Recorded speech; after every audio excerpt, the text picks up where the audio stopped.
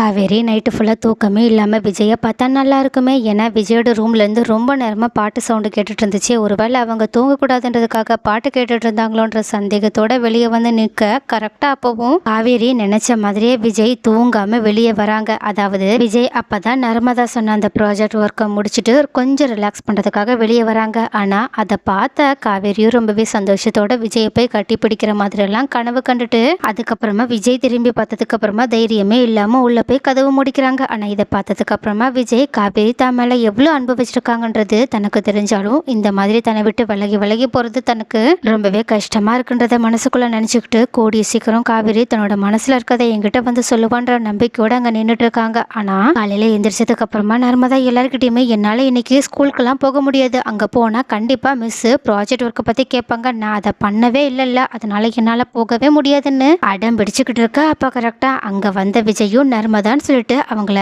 கூப்பிட ஆரம்பிக்க உடனே வெளியே போன நர்மதாவும் விஜய் கிட்ட என்னாச்சு மாமான்னு கேட்க உடனே விஜயும் அவங்களோட கையில் இருக்க அந்த ப்ராஜெக்ட் ஒர்க் எடுத்து நர்மதா கிட்ட கொடுக்க உடனே அதை பார்த்த நர்மதாவும் செம்ம ஹாப்பியானது மட்டும் இல்லாமல் சந்தோஷத்தில் விஜய் கிட்ட பேச போக. ஆனால் கரெக்டாக அங்கே வந்த சாரதாவும் உடனடியாக அந்த ப்ராஜெக்ட் ஒர்க்கை நர்மதாவோட கையிலேருந்து பிடுங்கி உடனடியாக அதை விஜய் கிட்ட கொடுக்க பார்க்குறாங்க. ஆனால் விஜயோ அதை வாங்குற மாதிரியே தெரியல. அதனால கோவப்பட்ட சாரதாவும் உடனடியாக அந்த ப்ராஜெக்ட் ஒர்க்கை கீழே தூக்கி போட்டுறாங்க. இதனால ரொம்பவே கஷ்டப்பட்ட விஜயும் ஏன் இப்படி பண்ணிட்டு இருக்கீங்க, நான் இந்த ஒர்க்கை நர்மதாக்காக மட்டும்தான் பண்ணேன், வேற எதுவும் நீங்க என்ன தப்பா நினைக்காதீங்க, என்ன இந்த வீட்டு மாப்பிள்ளைய நினைக்கலனாலும் பரவாயில்ல, ஒரு சாதாரண பக்கத்து வீட்டுக்காரனா பாருங்க, ஒரு சாதாரண ஒரு ஆளா இந்த பொண்ணுக்கு உதவி பண்ணதை நினைச்சுக்கோங்கன்னு சொல்லிட்டு இவ்வளவு எனக்கு தங்கச்சி மாதிரி தான் சொல்லிட்டு சொல்ல. ஆனா இதை கேட்ட சாரதாவோ இங்க பாருங்க, எங்களுக்கு ஒன்றும் யாரோட உறவும் முக்கியம் கிடையாது, உதவியும் முக்கியம் கிடையாது, அதனால தயவு செஞ்சு எங்களோட கண்ணில் படாம நீங்க எங்கேயாவது இருந்தா நல்லா இருக்குன்னு சொல்லிட்டு நர்மதா கிட்ட இங்க பாரு, நீ என்ன ஸ்கூலுக்கு போக மாட்டே அவ்வளவுதானே, சரி போகாத, நீ இங்கே இருந்தாலும் பரவாயில்ல,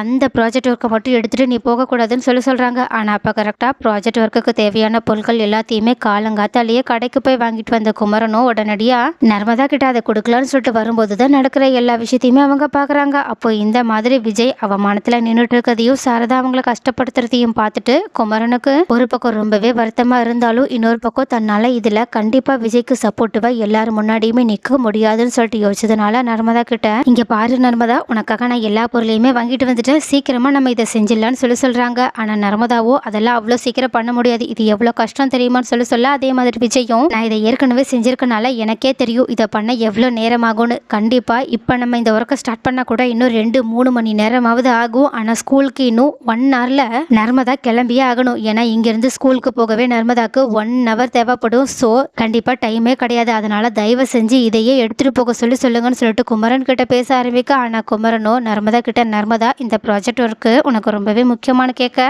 உடனே நர்மதாவை அழுதுகிட்டே, ஆமாம் இதை நான் எடுத்துகிட்டு போகலன்னா இந்த எக்ஸாமில் என்னை ஃபெயில் பண்ணால் கூட பண்ணிடுவாங்க, ஏன்னா இது அவ்வளோ முக்கியம்னு சொல்கிறாங்க. ஏன் சயின்ஸ் எக்ஸிபிஷனுக்கு கூட என்ன இதை செஞ்சு எடுத்துகிட்டு வர சொன்னாங்க, ஒரு டெமோ பார்க்கறதுக்காக தான் என்னை இன்னைக்கு எடுத்துகிட்டு வர சொன்னாங்கன்னு சொல்கிறாங்க. இதை கேட்டுட்டு சாரதாவும் நீ ஒன்றும் அப்படி ஒன்றும் படிக்க தேவையில்ல, ஃபெயில் ஆனாலும் ஒரு பிரச்சனையும் கிடையாது, அடுத்த எக்ஸாமில் பார்த்துக்கலாம்னு சொல்கிறாங்க. ஆனால் அங்கே இருந்த கங்காவும், அம்மா எதுக்காகமா இப்படி பண்ணிட்டு இருக்கீங்க, பேசாமல் இந்த ப்ராஜெக்ட் ஒர்க்குக்கு இவங்க கிட்ட நம்ம ஏதாவது பணத்தை கொடுத்துடலாம், இதை நம்ம பைசாக்கு வாங்கின மாதிரி கூட இருந்துட்டு போட்டோம், ஏன்னா வெளியில் கடையில் கூட கொடுத்து இந்த மாதிரி நிறையவே ப்ராஜெக்ட் ஒர்க்காக நிறைய பேர் வாங்கியிருக்காங்கன்னு சொல்ல ஆரம்பிக்கிறாங்க. இதை கேட்டுட்டு சாரதா கொஞ்சம் சைலண்டாக இருக்கிறத பார்த்துட்டு விஜயும் இதுவும் சரியான ஐடியா தான், பேசாம நீங்க எனக்கு ஒரு 50 ரூபாய் மட்டும் கொடுங்க, எனக்கு வேற எந்த பிரச்சனையும் கிடையாது, நீங்க இந்த ப்ராஜெக்ட் ஒர்க்கை வச்சுக்கோங்கன்னு சொல்லிட்டு கொஞ்சம் கஷ்டத்தோட கேட்க ஆரம்பிக்க. இதை கேட்டுட்டு கங்காவோ உடனடியாக சாரதாவோட மனசை மாறதுக்கு முன்னாடியே நம்ம இதை பண்ணணும்னு சொல்லிட்டு ஒரு 50 ரூபாய் எடுத்து விஜய் கிட்ட கொடுத்துட்டு அந்த ப்ராஜெக்ட் ஒர்க் எடுத்து நர்மதா கிட்ட கொடுக்குறாங்க. அப்போ இதை பார்த்துட்டு குமரனும் விஜயோட நிலைமையை பார்த்து ரொம்பவே வருத்தப்பட்டு நின்றுட்டு இருக்க. அதே மாதிரியே வீட்டுக்குள்ள இது எல்லாத்தையுமே கேட்டுட்டு இருக்க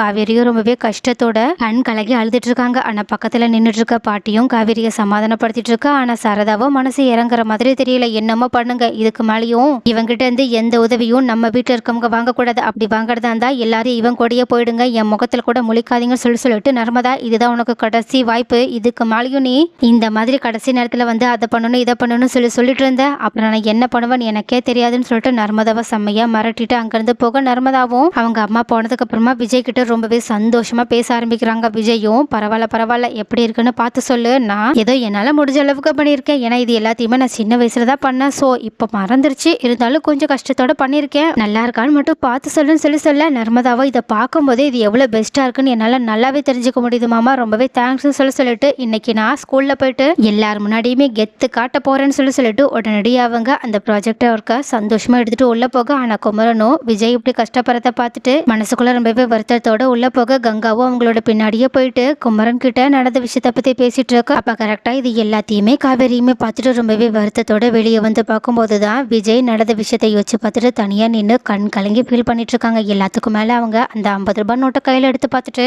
இன்னுமே கஷ்டப்பட்டுட்டு இருக்காங்க. இதை கொஞ்சம் கூட தாங்கிக்கவே முடியாத காவேரியும் மனசுக்குள்ளேயே ஏதோ விஜய்க்கு ஆறுதல் சொல்ற மாதிரி பேசிட்டு இருக்கா. ஆனா விஜயோ அவங்களோட மனசுக்குள்ள காவேரி கிட்ட பேசிட்டு இருக்க மாதிரி, ஏன் காவேரி நீ என்ன புரிஞ்சுக்கலனாலும் உன்னோட குடும்பத்தில் இருக்கவங்க கூட என்ன புரிஞ்சுக்காம இப்படி பண்ணிட்டு இருக்காங்களே, நான் ரொம்பவே கஷ்டப்பட்டுட்டு இருக்கேன். எப்படியாவது என் கூட சீக்கிரமா வந்து சேர்ந்துரு. எல்லாருமே நான் எந்த அளவுக்கு கஷ்டப்பட்டுட்டு இருக்கேன் நல்லவன்றதை புரிஞ்சுக்கிட்டா ரொம்பவே நல்லா இருக்குன்னு சொல்லிட்டு யோசிச்சு பார்த்துட்டு இருக்கும் போதே கரெக்ட் அவங்களுக்கு தாத்தா கால் பண்றாங்க. உடனே அந்த ஃபோன் கால் அட்டன் பண்ண விஜயும், என்னாச்சு தாத்தா, எல்லாரும் எப்படி இருக்கீங்க, எப்படி போயிட்டு இருக்கு அப்படின்னு சொல்லிட்டு நார்மலா விசாரிக்க ஆரம்பிக்க. ஆனா தாத்தாவும் ரொம்பவே சீரியஸா, டே உன் பாட்டிக்கு உடம்பு ரொம்பவே மோசமாயிடுச்சுடா, சீக்கிரமா ஹாஸ்பிட்டலுக்கு கிளம்பிவான்னு சொல்றாங்க. இதை கேட்டுட்டு ஷாக் ஆன விஜயும், சரி தாத்தா நான் வரேன்னு சொல்லிட்டு போனை கட் பண்ண போக, ஆனா அதுக்கு முன்னாடியே பக்கத்துல இருந்த பாட்டி தாத்தாவோட போனை வாங்கி, டே விஜய் எனக்கு காவேரியை பார்க்கணும் போலயே இருக்குடா, நீ வரும்போது காவேரியை மட்டும் ஒரே ஒரு தடவை கூட்டிட்டு வரியாடான்னு சொல்லிட்டு கேட்க, இதை கேட்ட விஜயும் ரொம்பவே வருத்தத்தோட பாட்டி இப்படி கேட்கறதுனால உடனடியா சரி பாட்டி நான் இன்னும் கொஞ்ச நேரத்தில் காவேரியோட வரேன்னு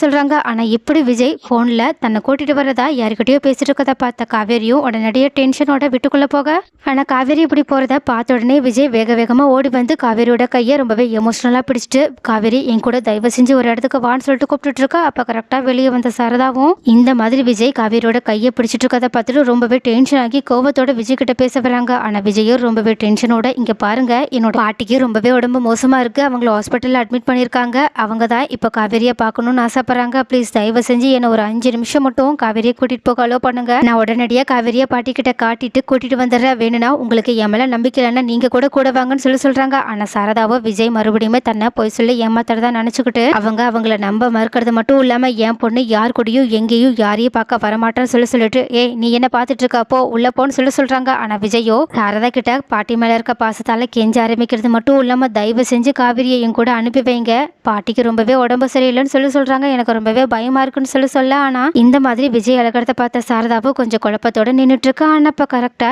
இது எல்லாத்தையுமே பார்த்துட்டு இருக்க காவேரியோட பாட்டியும் உடனடியே வெளியே வந்து, ஏன் சாரதா உன்னோட மனசு கல்லாயிடுச்சா, இப்பதான் அந்த தம்பி இவ்வளவு ஃபீல் பண்ணி சொல்லிட்டு இருக்கல, அவனோட பாட்டிக்கு உடம்பு சரியில்லைன்னு ஒரு தடவை காவேரி அந்த பையன் கூட்டிட்டு போறதுல என்ன தப்பு இருக்கு, பேசாம உனக்கு நம்பிக்கை இல்லைன்னா நானும் வேணா காவேரி கூட போயிட்டு வரேன்னு சொல்றாங்க. இதை கேட்டுட்டு சாரதா இன்னுமே குழப்பத்தோட நின்றுட்டு இருக்கா. ஆனா விஜயோ ரொம்பவே கெஞ்சி சாரதா கிட்ட தயவு செஞ்சு காவேரியை என் கூட அனுப்பி வைங்கன்னு சொல்றாங்க. இதனால சாரதாவும் கொஞ்சம் மனசு இறங்குற மாதிரி தெரியுது. சோ கைஸ் நீங்க என்ன நினைக்கிறீங்க, காவேரிய விஜய் கூட போகிறதுக்கு சாரதா அனுமதிப்பாவங்களா? கண்டிப்பா பாட்டி காவேரி பக்கம் இருக்கனால காவேரியையும் விஜயையும் சேர்த்து வைக்கிறதுக்காக எந்த தருணத்தை பாட்டி பயன்படுத்திப்பாங்களா? அது மட்டும் இல்லாம விஜயோட பாட்டிக்கு உடம்பு சரியில்லைன்ற ஒரு காரணத்தை வச்சு விஜயும் காவேரியும் ஒன்னா சேர நிறையவே வாய்ப்பு இருக்கா? அவங்க 2 பேரும் எப்படி எவ்வளவு சீக்கிரம் ஒன்னா சேர்ந்தா நல்லா இருக்கும்னு நீங்க நினைக்கிறீங்கன்றத கமெண்ட்ல சொல்லுங்க.